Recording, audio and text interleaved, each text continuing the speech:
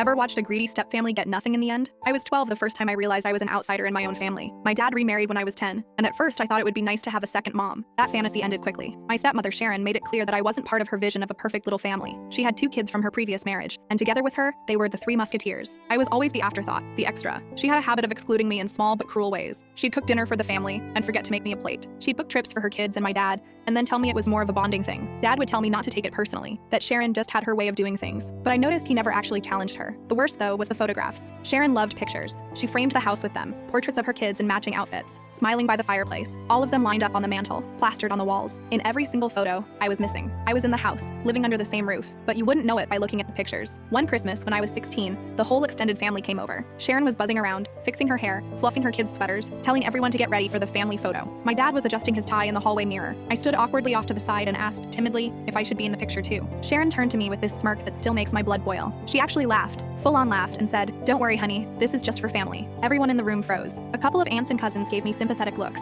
but no one said anything. My dad just shifted uncomfortably and muttered, "Let's just get this over with." They all squeezed in while I stood there on the sidelines, feeling like someone had punched me in the chest. That was the moment it clicked. I wasn't part of Sharon's family. Not really. Not in her eyes. Not in the way she wanted the world to see. I swallowed my humiliation, forced a smile, and busied myself in the kitchen while the flash went off in the other room. I promised myself then that I wouldn't forget. Years rolled by. I graduated, moved out, and built a life for myself. I didn't rely on Sharon for anything. My relationship with my dad was complicated. He never stood up for me, but I loved him anyway. He was still my dad. I visited when I could, and when his health started failing, I was there more and more. Sharon, not so much. She was too busy keeping up appearances. When Dad passed away, the grief hit hard. Sharon put on her black dress and her crocodile tears for the funeral, but I knew her well enough to recognize the gleam in her eyes. She was already calculating what she'd inherited. Her kids, now in their 20s, were there too, smirking as though everything already belonged to them. The day of the will reading, I walked into the lawyer's office with my head held high, though my stomach was twisted in knots. Sharon sat front and center with her kids flanking her, looking like they'd already won. The lawyer cleared his throat and began. He read through the legal jargon, and then the words that followed nearly knocked Sharon off her chair. "To my daughter, I leave the house and all its contents. To my daughter, I leave my bank accounts, investments, and savings. To my daughter, I leave the lake cabin and the property in my name. To my daughter," on and on it went. Every single thing, every asset, every account, every property, all of it, left to me. There was not a single mention of Sharon, not a dime, not a keepsake, not even a token line about her. And as for her kids, completely ignored. They didn't exist in the will, just like I never existed in her photographs. The silence in that room was so thick it could choke you. Sharon's face went pale, then red, then blotchy. Her kids looked like they'd been slapped. Me? I sat perfectly still, my expression neutral, while my heart pounded with something that felt dangerously close to satisfaction. I remembered that Christmas years ago, when she'd laughed at me for asking to be in the family photo. "This is just for family," she had said. Well, turns out I was family. The only family that mattered in my father's eyes. I didn't need to say a word. The will had said it all for me. When the lawyer closed the folder and stood, signaling the meeting was over, I gathered my bag and rose from my chair. Sharon reached out, sputtering, "There must be a mistake. He wouldn't. He couldn't." I looked her dead in the eye, gave her the same tight little smirk she'd once given me, and said, "Don't worry, Sharon. This is just for family."